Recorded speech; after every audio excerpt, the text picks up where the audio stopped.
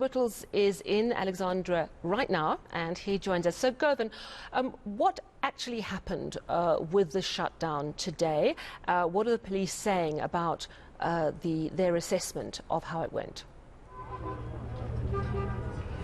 Sally, there was no shutdown today in Alexandra. That's what the Alex Dudula Movement wanted, but the residents of Alexandra just didn't respond to that. Instead, we saw informal traders opening their shops, as well as spaza shops opening after some nervousness in the morning around whether or not the shutdown would happen. But because of the overwhelming police presence, it was clear that they wouldn't get it right, even if they tried. And it's remained that way for most of the day. Right now, things are back to normal in Alexandra. But let's have a listen to what the police had to say about their deployment here and what they hope to achieve. The community is not supporting this call of stay away. The community wants to continue with their life. The community doesn't want to support lawlessness. They want to support law and order. So therefore, these taxis, as they drive around, if they come there before the police, they remove before the police came. So there's a greater collaboration today between the taxis and the police.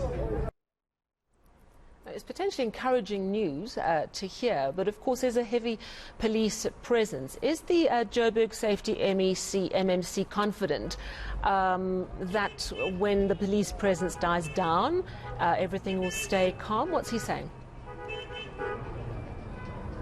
Well, he doesn't know if that was what's going to happen. He says that the police will stay here for as long as they need to, and that in part is informed by the uncertainty over what will happen once the police completely withdraw from Alexandra. But he says he would like to see more visible policing in the area.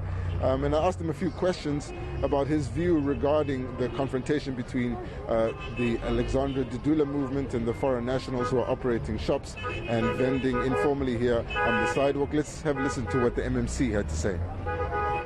Will the JMPD be staying here, and for how long? We'll be here until it is safe to do so. And what do you have to say to the foreign nationals living in Alexandra as the MMC for public safety? Yeah. What I expect from anyone, not necessarily a person, a foreigner, any person must have documentation that is correct, that he stays in South Africa. And what do you have to say to the Alexandra Dudula Movement? No, I can't comment on Dudula Movement. I've never met them. I've never spoken to them. So I've got no say about what it is. What do you have to say to the people who were injured yesterday in the clashes? No, I can't say, because as I said, I just arrived. I don't know how many people were injured. But should there be people who are injured, it must be reported to the police.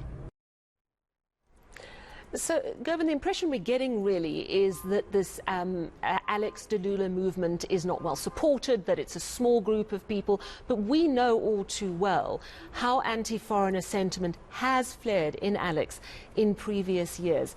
Have you had a chance to speak to locals, to get a sense of whether anti-foreigner sentiment is deep-seated, widespread and real in Alex or not?